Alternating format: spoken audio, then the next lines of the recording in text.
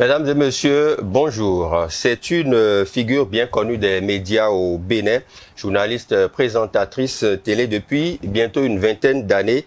Elle est jusque-là la seule femme à diriger l'institution UPMB, Union des professionnels des médias du Bénin. Et pour la prochaine mandature de la Haute Autorité de l'audiovisuel et de la communication RAC, elle ambitionne bien siéger là-bas pour défendre les professionnels des médias. Vous l'avez peut-être devinez, Zakiat Latundi est notre invité pour ce plateau spécial qui veut bien écumer son champ d'action et son programme pour la prochaine mandature. Zakiat Latundi, bonjour. Bonjour, chers confrères.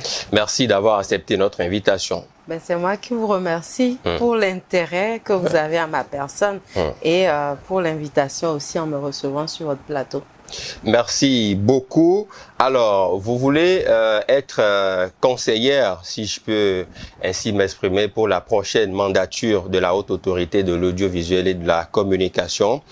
Sur quoi comptez-vous pour aller à la RAC?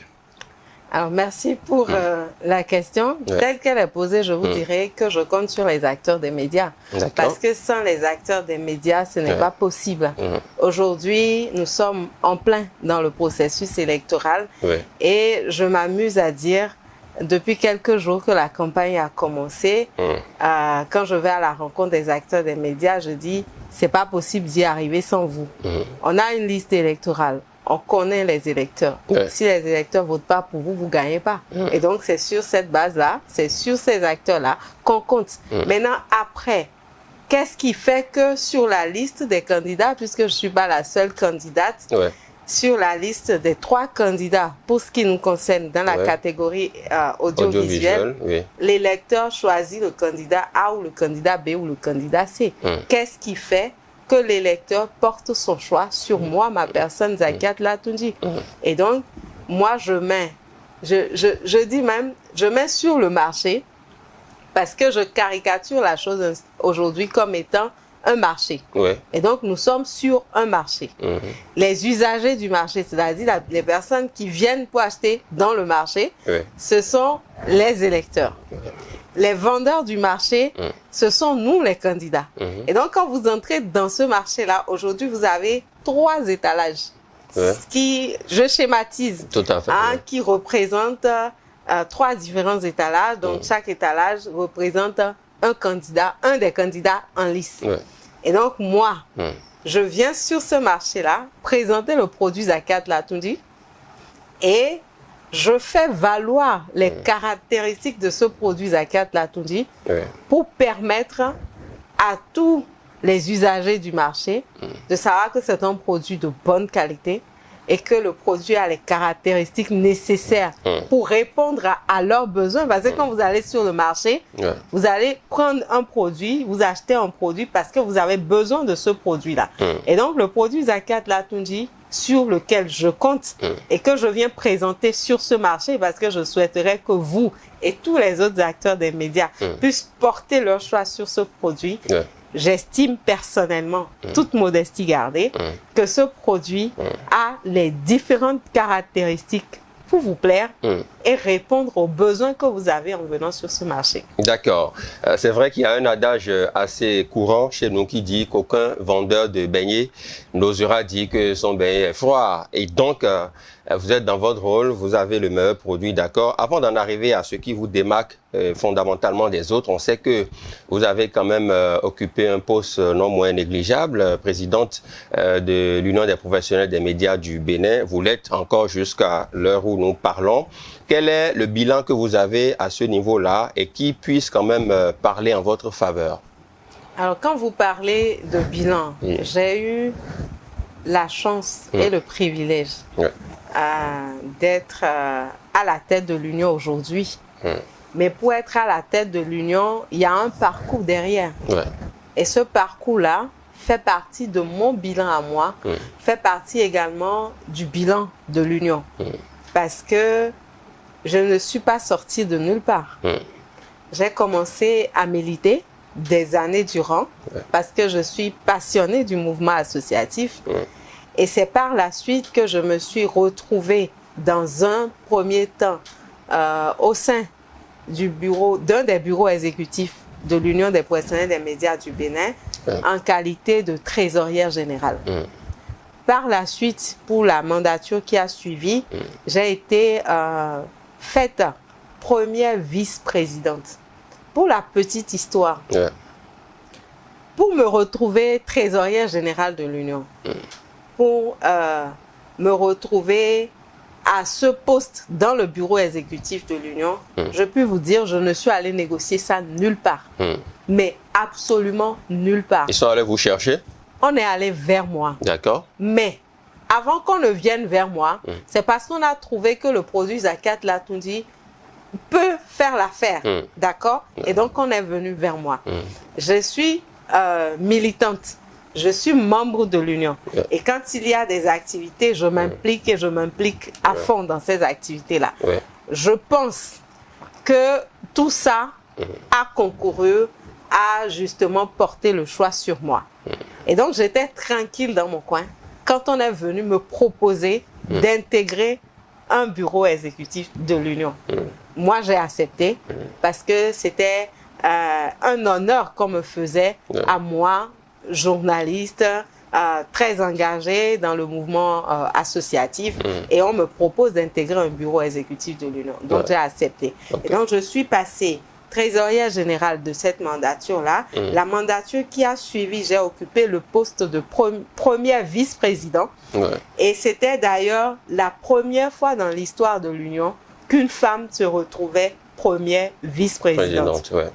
Par la suite, j'ai été faite présidente par intérim parce que le président en exercice était appelé sur d'autres fronts, a dû démissionner de son poste de président et j'ai assumé l'intérim au poste de président jusqu'à l'organisation de l'Assemblée générale élective qui a fait de moi présidente de l'Union. Et donc, nous avons fait notre petit bonhomme de chemin et on continue de faire notre petit bonhomme de chemin.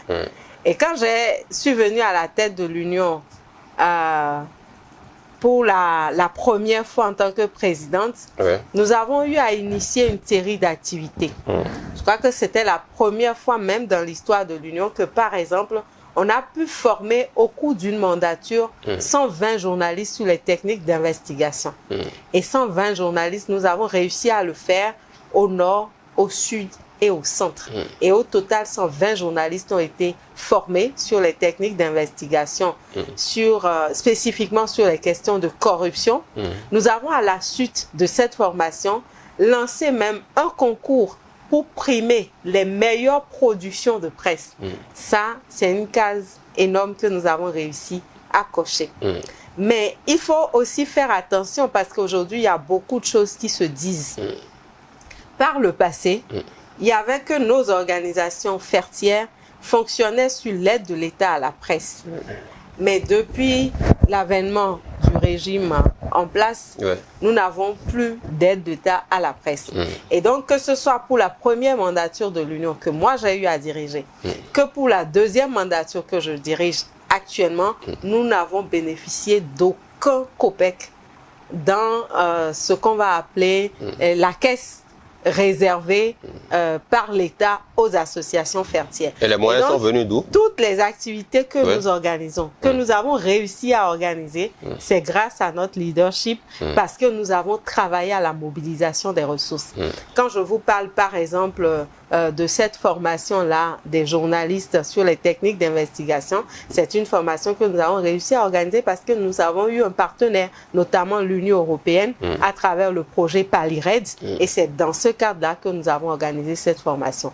Dans l'histoire de l'Union, au cours de cette première mandature que j'ai dirigée, ça a été pour la première fois que nous avons pu organiser une activité spécifiquement au profit des femmes des médias à l'occasion de la journée du 8 mars dédiée aux femmes. Et si nous avons pu organiser cette activité, c'était grâce à l'appui de l'ambassade des Pays-Bas que nous avons rencontré et nous avons échangé avec l'ambassadrice en son temps qui a donné entièrement son accord. Je peux vous dire qu'il n'y avait pas un budget de l'ambassade réservé à cette activité-là. Mais quand nous sommes allés voir l'ambassadrice, elle a été tellement sidérée par notre présentation, notre proposition, qu'elle a accepté qu'on puisse organiser cette activité dans la salle de conférence de l'ambassade. Elle a mis le matériel nécessaire, c'est-à-dire les papiers, les stylos, etc. à notre disposition. Et c'est son cuisinier à la maison qui a fait les petites friandises pour la collation de fin. Et c'est dans son jardin à la maison, dans sa résidence, que nous sommes allés après pour la collation, pour partager un moment festif juste après l'activité. Mais comme je l'ai dit, c'était la toute première fois dans l'histoire de l'Union. L'Union a été créée après les États généraux de 2002. Nous sommes en 2024. Vous pouvez faire rapidement le calcul pour voir. Cette activité dont je vous parle a été organisée en 2020. 2020, oui, je crois bien, ça doit être en 2020. Et nous avons invité les femmes des médias, vu qu'il n'y avait pas un gros budget derrière, il n'y avait même pas de budget en fait, parce que ce n'était pas prévu dans les activités de l'ambassade. Mais nous faisions le plaidoyer à la rencontre des responsables de différentes institutions pour leur demander de venir en appui à notre organisation, parce que nous, on avait vraiment cette rage-là féroce de marquer notre passage à la tête de l'Union et d'arriver à dire que nous avons vraiment un bilan à défendre à la fin. Et donc, nous avons réuni les femmes. Malheureusement, c'était que les femmes de la ville de Cotonou et de ses environs, parce qu'on n'avait pas la possibilité de faire venir d'autres femmes de l'intérieur du pays, ce qui demande un investissement quand même en termes de logistique. Donc, on a réussi à avoir à cette activité une cinquantaine de femmes de médias qui venaient rien que de Cotonou et de ses environs. C'était exceptionnel. Et à cette occasion, sous le leadership de l'ambassadrice, nous avons formé de petits groupes de travail avec les femmes. Parce qu'il était important pour nous d'écouter les femmes, de leur demander quelles sont les préoccupations qu'elles rencontrent au quotidien dans l'exercice de leur profession. Et il y avait des experts qui étaient là pour les écouter. De mémoire, je parlerai par exemple qu'à cette activité, je vais citer Maître Huguette Bobey-Yankadja, qui est aujourd'hui présidente de l'Institut national de la femme, qui a animé une thématique et qui était avec un groupe de femmes. Elle n'était pas encore présidente de l'Institut en ce temps, et qui a pu s'entretenir avec les femmes sur les difficultés qu'elles rencontrent au quotidien dans l'exercice de leur profession. Et il était également question pour les femmes de dire quels sont leurs besoins spécifiques pour être mieux épanouies dans notre secteur d'activité. Et les femmes ont fait différentes propositions. Et par la suite, quand on a fini cette activité-là, on s'est retrouvés maintenant en comité restreint, avec toujours sous le leadership de Madame l'ambassadrice, pour voir des propositions des femmes, qu'est-ce qu'on pouvait faire. Et de ces propositions est né aujourd'hui le projet Initiative Média sans violence basée sur le genre, que nous continuons de mettre en œuvre depuis pratiquement. Nous avons commencé à mettre en œuvre depuis bientôt 3 ans avec l'appui de l'ambassade des Pays-Bas. Ça, ce sont des faits réels qui vous montrent combien de fois, malgré que nous n'ayons pas les ressources comme cela se doit, nous allons fouiner ça et là pour vraiment impacter et montrer que l'organisation que nous avons le privilège de présider, grâce à la confiance que les acteurs des médias nous portent, travaille véritablement à répondre aux besoins des différents acteurs. Je ne pourrais pas m'éterniser véritablement sur les différentes activités que nous avons organisées, mais je puise quelques exemples pratiques des faits pour vous montrer que je suis entièrement consciente de ce que nous n'avons pas réussi à cocher toutes les cases et que les différentes propositions d'activités que nous avons eu à mettre en œuvre n'ont pas réussi à régler entièrement les problèmes des acteurs des médias, mais toute modestie gardée, on peut être fier d'avoir fait ce que nous avons fait et nous en sommes entièrement fiers. D'accord.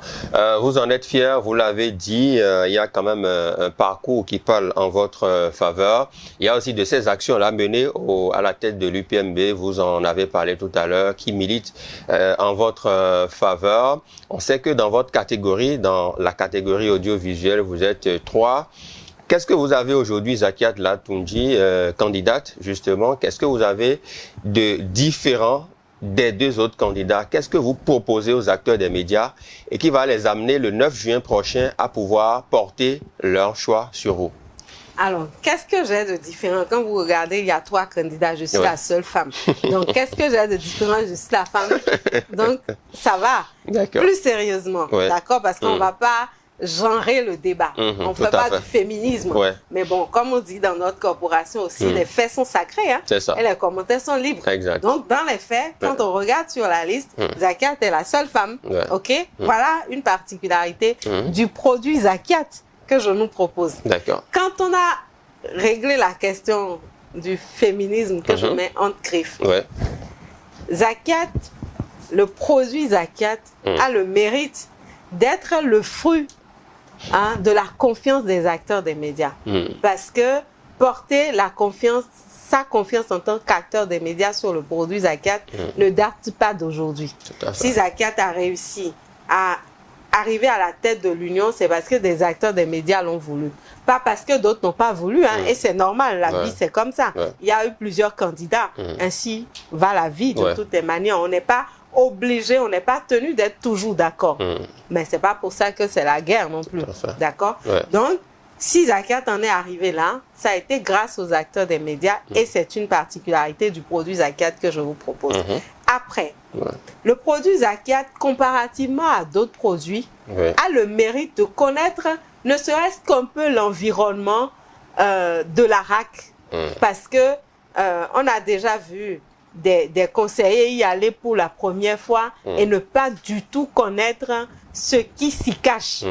Mais parce que Zakiat est présidente de l'Union, parce que Zakiat milite au sein de l'Union, Zakiat a le privilège d'être souvent à la RAC, de connaître le président de la RAC, de connaître les conseillers qui siègent, d'assister ne serait-ce qu'à l'ouverture et à la clôture des sessions, et également d'aller en audience de temps à autre auprès du président de l'institution ou des membres de l'institution. Donc vous êtes habitué au couloir de la RAC déjà?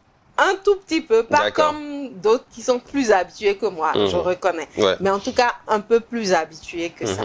Zakiat a le mérite d'être un acteur de médias, un professionnel de médias, qui, pendant des années, a traîné son micro sous le soleil, sous le vent, sous la pluie, à la quête de l'information, comme vous faites et comme beaucoup d'autres continuent de le faire aujourd'hui.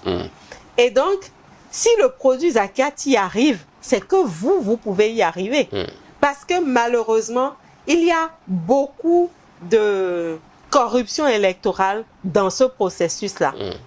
Et si on se pose la question entre nous, et j'ai même des confrères et des consoeurs qui me disent « Qu'est-ce qui t'amène à t'aventurer dans cette affaire-là » Mais tu n'as pas le moyen. Est-ce que tu as réussi à mobiliser ne serait-ce que 10 à 15 millions de francs CFA avant de t'embarquer dans cette affaire d'élection? Parce que pour tout le monde, il faut d'abord avoir de l'argent. Aujourd'hui, on a des candidats qui vont sur le terrain, mais qui donnent excessivement d'argent. Tout à fait. Et donc, mais c'est la politique. Je suis d'accord, mais n'oublions pas que c'est une élection corporative. Et parce que c'est une élection corporative, il faut faire très attention. Et si on se laisse aller à ce marchandage de nos voix, ça veut dire que jamais vous et moi, on y arrivera. Parce que je n'ai pas les moyens. Et donc, parce que je n'ai pas les moyens, je ne peux pas dire je veux être candidat, je suis candidate, et que les miens soient capables de porter ma candidature.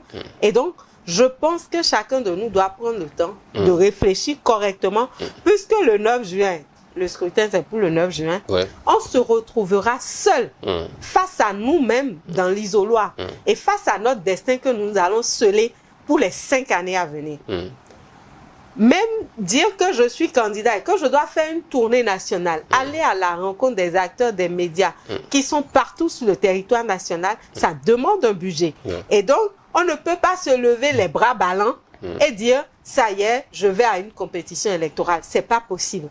Mais il faudrait pas que nous-mêmes, les acteurs des médias, les votants, les votants, les électeurs, s'attendent forcément à ce que on puisse leur donner de l'argent d'abord, avant de dire j'opte pour telle personne parce qu'il m'a donné de l'argent, etc. Je pense que ce que nous reprochons aux politiques, nous-mêmes les professionnels, qui savons critiquer les autres, nous devons faire l'effort de ne pas tomber dans ces pièges-là. Parce que c'est un véritable piège. Si on se laisse aller au marchandage, à la corruption électorale, demain, le conseiller qui réussit à sortir son affaire du jeu, parce qu'il a acheté nos voix là, attends, il nous est redevable en quoi? Demain, on va continuer à se plaindre comme on se plaint aujourd'hui, pour dire, ah, les conseillers là, quand on les élise, ils sont là-bas, ils ne font rien à quelqu'un. Mais si j'achète vos voix, c'est un investissement financier. Si je me retrouve là-bas, je dois rentabiliser mon investissement. Et donc, chacun doit pouvoir prendre le temps de réfléchir correctement pour éviter que les mêmes problèmes que nous avons continuent de se poser. Ceci dit, je n'ai pas fini de vous vendre les particularités du produit Zakiat Latunji. Allez-y. Alors, comme j'ai dit, le produit Zakiat Latunji est un peu comme vous et moi. Et moi, j'invite chaque acteur de médias à s'identifier, à se reconnaître à travers ce produit-là.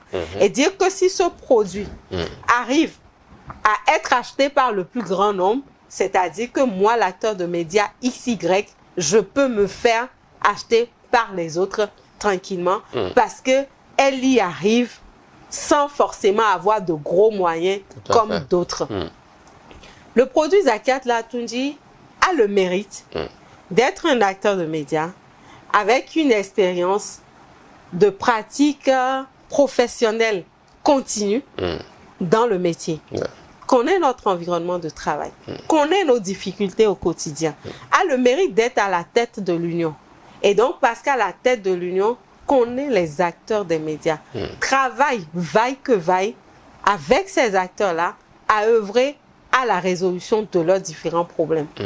Personnellement, j'estime que cette personne que nous allons désigner comme étant notre représentant doit pouvoir nous connaître suffisamment.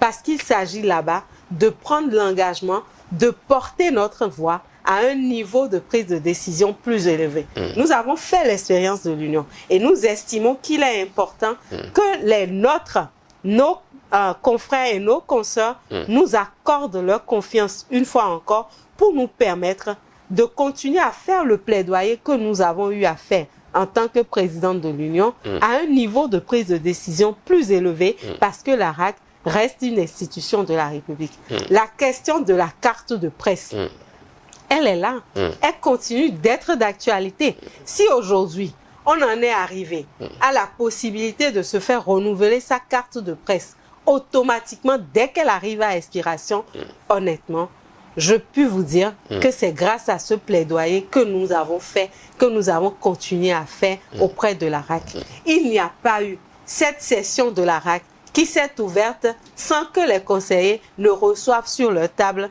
notre courrier leur rappelant qu'il est important d'œuvrer pour le renouvellement automatique de la carte de presse. Parce que, je ne sais pas si vous avez vécu ça, pendant longtemps, quand vous avez votre carte de presse et qu'elle arrive à expiration, il faut attendre que la RAC lance l'appel à candidature.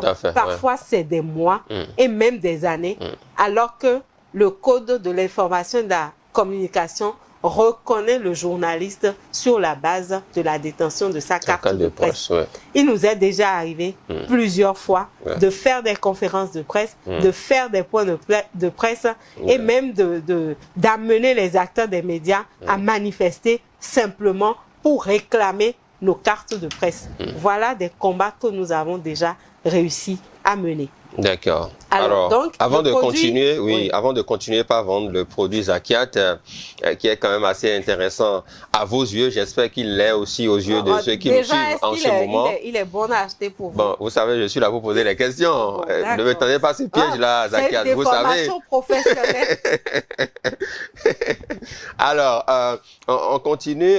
Tout à l'heure, vous parliez quand même de l'argent dans la place de cette campagne-là. On sait que, voilà, pour transposer un peu le fait en politique, on a vu en 2016, par exemple, pour la présidentielle, certains citoyens qui ont estimé qu'il y a un candidat pour qui ils allaient voter, mais l'autre, on peut prendre son argent parce qu'il en a distribué. Ça peut être le cas aussi ici. Certains peuvent estimer que, bon, ils peuvent prendre l'argent d'autres candidats, mais voter pour Zakiat après. Donc, le fait, peut-être, de prendre l'argent chez d'autres candidats ne garantit pas forcément que ce candidat-là a beaucoup dépensé, qu'il se fera élire. Donc, ça n'est pas forcément un baromètre pour déterminer déjà qui sera élu. Oui, ce que vous dites ne manque pas de pertinence. Mais en réalité, quand vous observez un peu notre environnement, nos conditions de vie et de travail, combien d'entre nous ne lancent pas des appels à l'aide chaque jour que Dieu fait sur les réseaux sociaux parce qu'ils sont dans telles conditions difficiles. Et donc, il y a une précarité ambiante et générale. Donc, c'est pas simple, hein.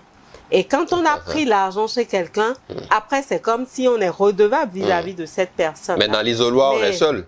Dans l'isoloir, on est seul. Moi, je nous appelle justement à faire ce discernement-là et arriver à comprendre que, comme on a eu à le dire dans le temps, voilà, c'est ça. Donc, voilà, je rappelle une personne. Mais c'est pas exclu. Et moi, quand je parle, je dis, mais si quelqu'un amène l'argent, prenez. Prenez. C'est notre argent. C'est grâce à nous, les gens ont réussi à faire de l'économie en notre nom. Donc, qu'on prenne l'argent. Si aujourd'hui, quelqu'un vient négocier les choses avec moi, me donne l'argent, je prends. Parce que je suis obligée de me déplacer. C'est ça. Je suis allée lancer ma campagne à Parakou, par exemple. J'ai fait une semaine dans les 4 Nord, dans le Borgou, la Libori, la Takora, la Donga. Mais je dois me déplacer. Même si je ne donne pas un copec à quelqu'un sur le terrain, ça demande un investissement. Tout à fait. Il y a des acteurs des médias qui sont dans des zones super reculées. Parfois, on n'a pas toujours la possibilité de faire la distance et d'aller à leur rencontre. Et donc, on leur demande de venir. Et ça va de soi quand vous demandez à quelqu'un de venir. Quel intérêt il a à mettre ses pauvres ressources à disposition pour assurer son déplacement. Et donc, pour le motiver à venir, c'est tout à fait humain. Vous payez son déplacement. C'est pour vous dire, qu'on le veuille ou non, dans un processus électoral du genre, il y a un minimum. Forcément, la ressource financière y passe. Forcément. Mais n'exagérons pas. Ne nous laissons pas acheter financièrement. Parce que pour moi, notre voix compte énormément et n'a pas de prix. On ne peut pas acheter ça.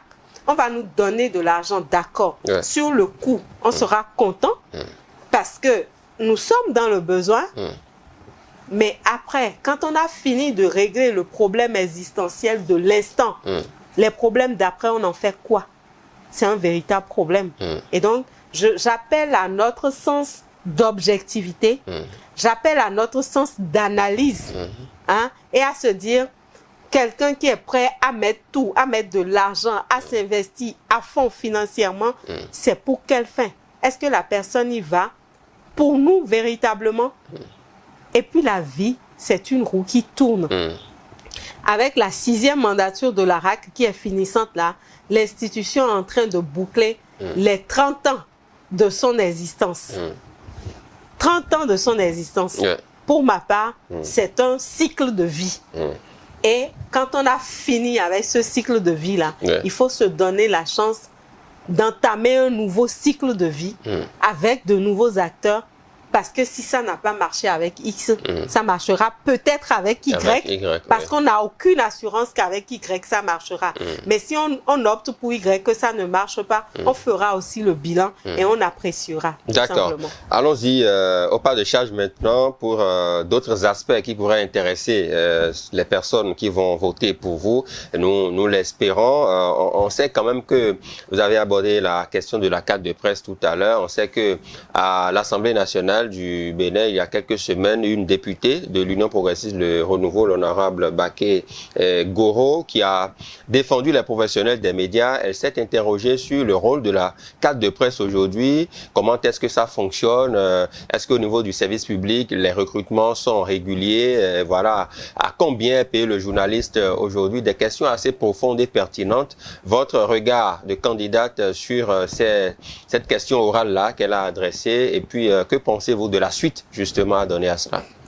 Je donnerai mon point de vue d'abord d'acteur de médias. D'accord. Parce que pour être candidate, je suis d'abord acteur de médias. Ouais. Et quand on va finir de fermer la parenthèse de la RAC, je resterai acteur de médias. Tout à fait. Donc c'est important et de saluer cette initiative de l'honorable.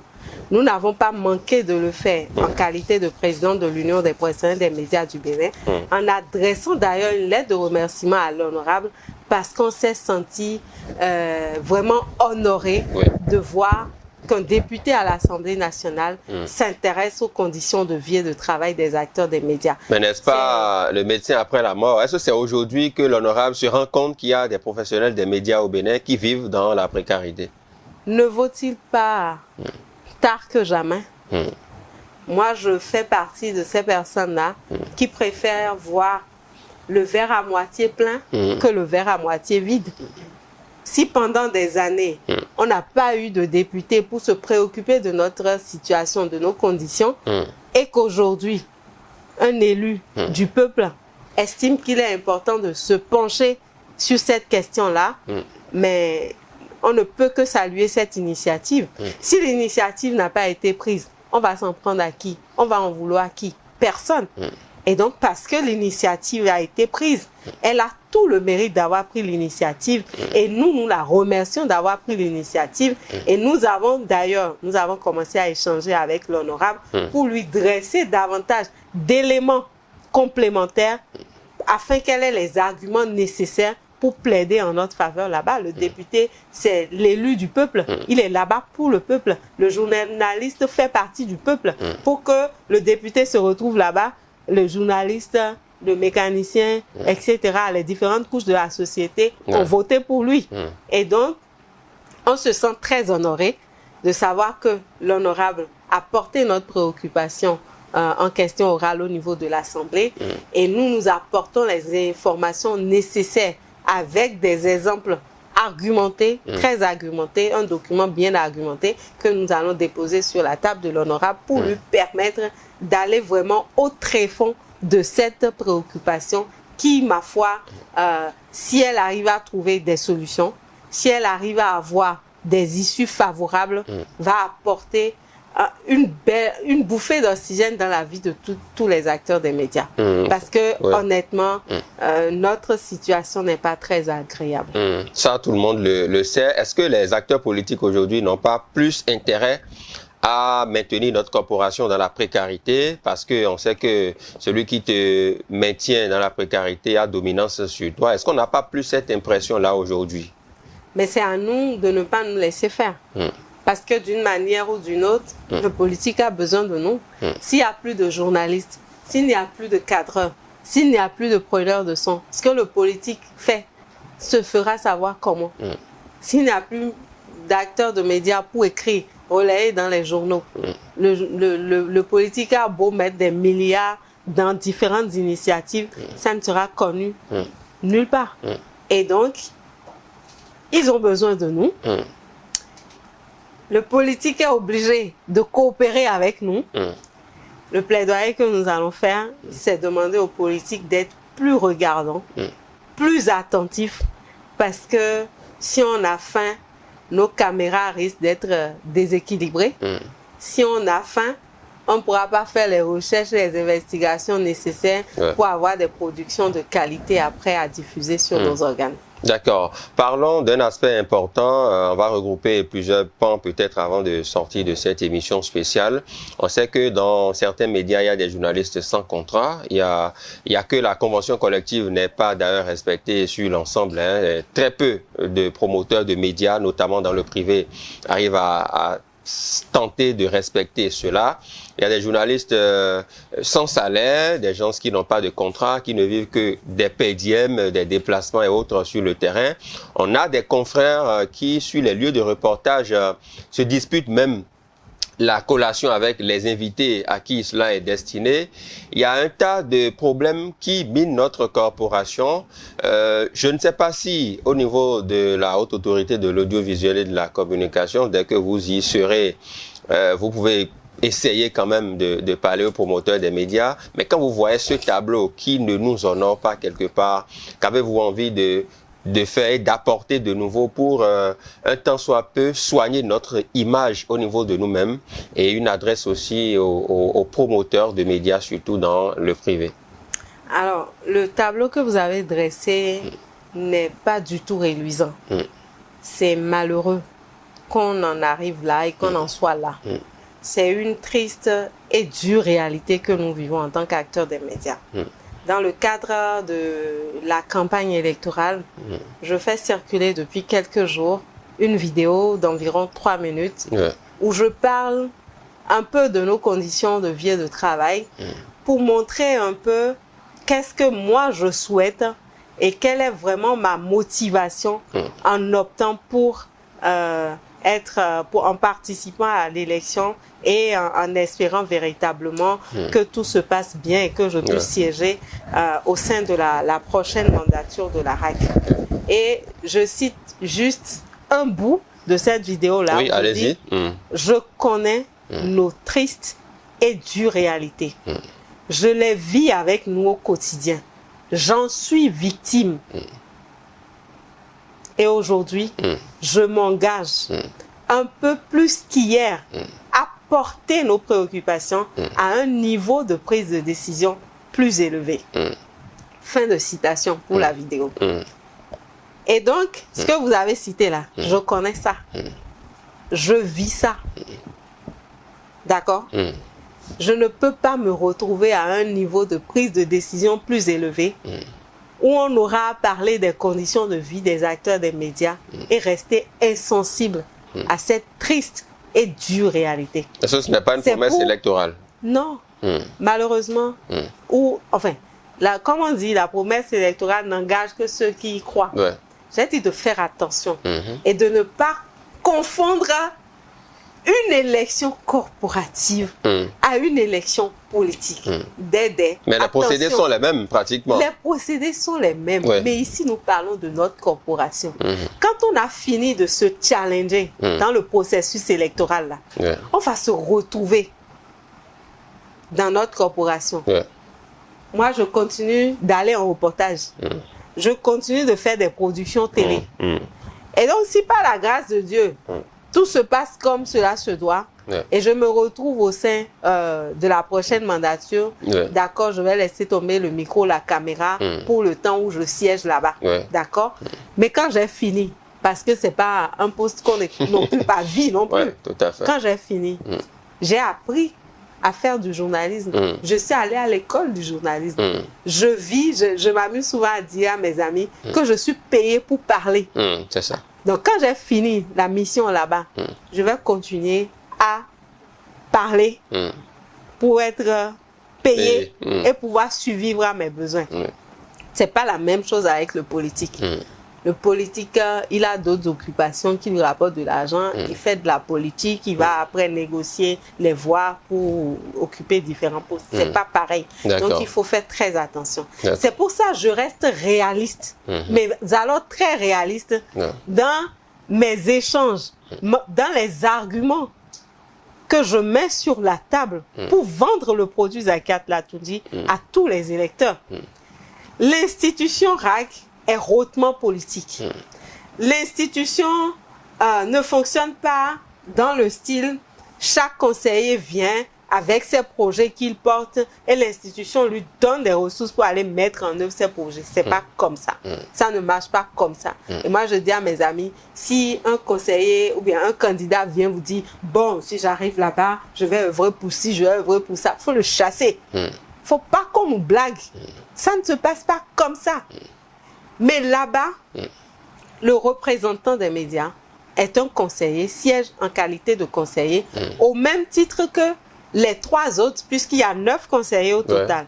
3 que nous élisons par catégorie, presse écrite, audiovisuelle et technique, et 3 qui sont désignés par le chef de l'État, 3 autres désignés par l'Assemblée nationale. Et donc, toutes ces personnes-là siègent en qualité de conseillers. Il y a les cadres de l'institution, compte tenu du cahier de charge de l'institution, qui vont faire des propositions d'action. Et maintenant, les conseillers vont siéger pour donner des orientations, pour donner des conseils Hein, parce que moi, je suis acteur de médias. Si on vient, on se met à parler, par exemple, de formation et que la formation, je pourrais, en tant que conseiller, orienter dans le sens pour dire, ah non, les acteurs des médias, compte tenu de l'environnement et tout, je pense qu'une formation sur le numérique est appropriée. À ce moment-là, on va discuter de la mise en œuvre, de l'organisation de cette formation, de sa mise en œuvre, etc.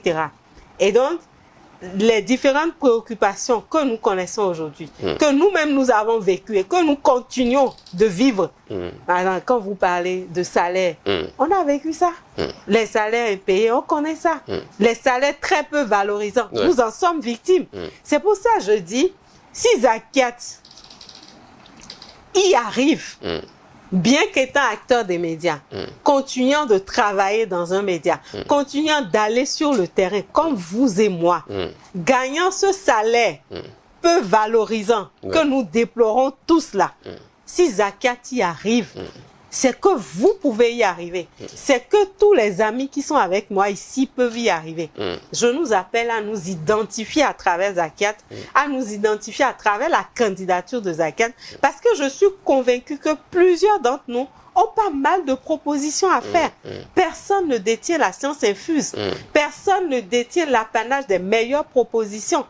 Et donc, il y a plusieurs personnes qui voudraient bien faire l'expérience, mais parce qu'on estime que c'est réservé à une catégorie de personnes, qu'il faut avoir suffisamment d'argent, malgré nos propositions, on est obligé de rester dans nos coins. Et ce n'est pas profitable pour nous. Donc, permettons aux produits Zakiat d'être acceptés et que nous faisons également l'expérience avec le produit Zakiat. D'accord. Les images sont là. Ce qui est formidable dans la presse, je ne vous apprends rien, c'est que les images sont là. Quand vous serez élu, je vous le souhaite, eh bien, on va, à l'aune de tout ce que vous avez dit pendant la campagne, voir si vous allez tenir parole. C'est cela. Et quand vous parlez même de ce que j'ai dit, j'ai même pas encore pris d'engagement parce que je prends un engagement. Oui, et vous allez en prendre maintenant. L'engagement que je prends, c'est que pour moi, il est fondamental qu'en tant que représentant des acteurs des médias au sein de la RAC, de travailler pour impacter la corporation indépendamment de ce qui se fait par l'institution. Et donc, personnellement, j'ai un projet que je porte. Le projet est intitulé « Quel modèle de RAC pour la presse, pour les médias au Bénin ?» Regardez dans votre caméra et puis parlez de votre projet à ceux qui nous suivent. Et je vous invite à garder ça jalousement. D'accord. Parce que dans 5 ans, on devra faire le bilan. Mais vous n'allez pas attendre 5 ans avant de revenir nous voir. C'est ce qu'on reproche. On parlera de bilan. Et c'est justement parce que je ne veux pas attendre 5 ans pour revenir vous voir que je vous parle de ce projet. Le projet, c'est quel modèle de RAC véritablement pour les médias au Bénin. Parce que dans les constats, et j'en parle rapidement, on a dit, par exemple, que c'est 9 conseillers et que les acteurs des médias en élisent 3. D'accord? Et donc, sur les 9, il y a 6 politiques, enfin, désignés par le politique, et 3 qui sont professionnels. Pour nous, c'est peu. Ce n'est pas représentatif du nombre que nous faisons. Ce n'est pas représentatif pour nous parce que il y a certains sujets qui sont passés même au vote là-bas. Si les politiques ne maîtrisent pas suffisamment ce qui se passe dans notre environnement, ils ne pourront pas agir conséquemment pour nous. Donc, nous plaidons qu'il y ait plus de postes de représentants d'acteurs des médias, que nous puissions passer de 3 à 4 à 5, etc. L'autre chose, aujourd'hui, le modèle de vote même fait que certains acteurs des médias sont obligés de quitter très loin pour venir voter. Vous prenez par exemple des acteurs de médias qui sont à Banikoara, qui doivent venir jusqu'à Kandi pour voter.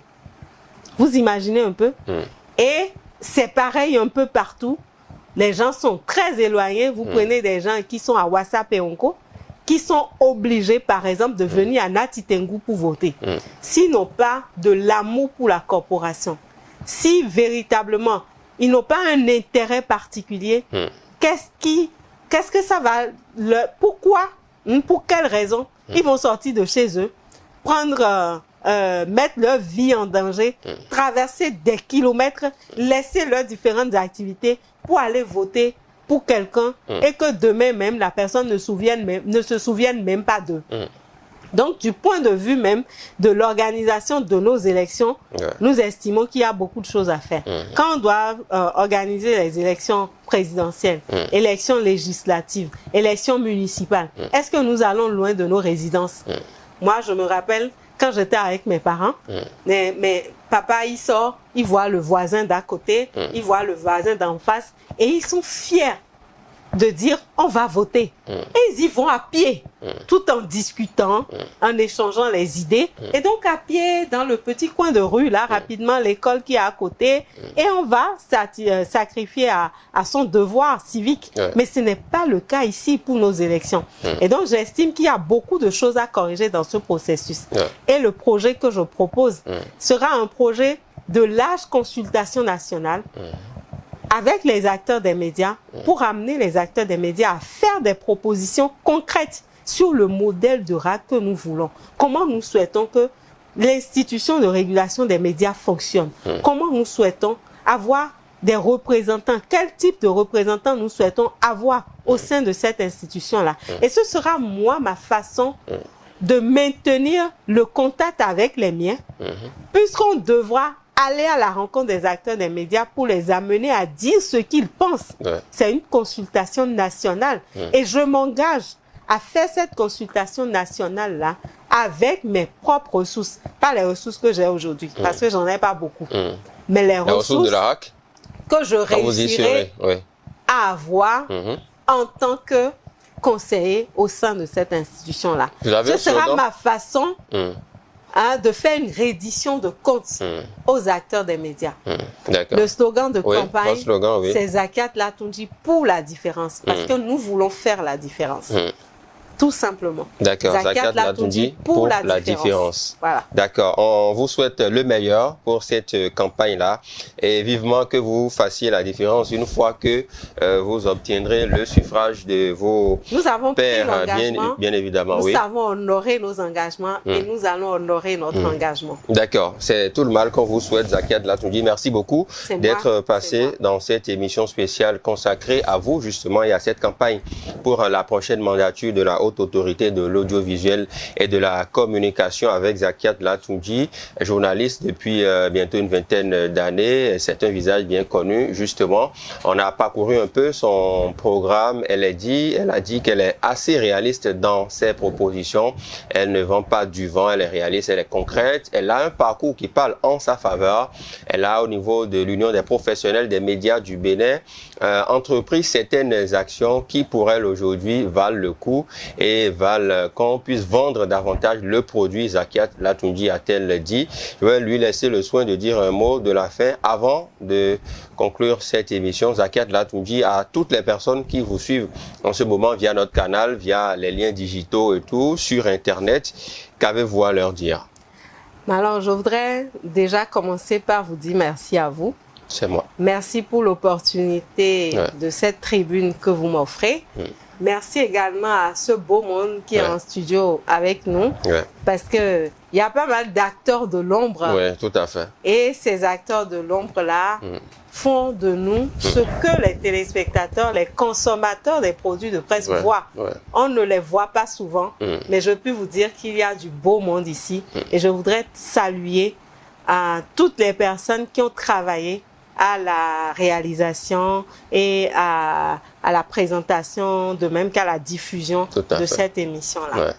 Pour finir, je voudrais saluer également toutes ces personnes-là qui ont pris le temps de nous suivre et toutes ces personnes qui se feront des ambassadeurs du produit Zakiath Latunji. Parce que c'est la finalité qui compte.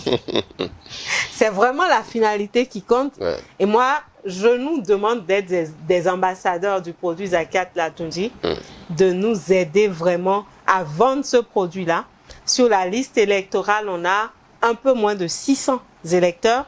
Je ne suis pas sûre, malgré toute ma bonne foi, malgré toute ma bonne volonté, de réussir à parler avec les 600 électeurs qui sont sur cette liste-là.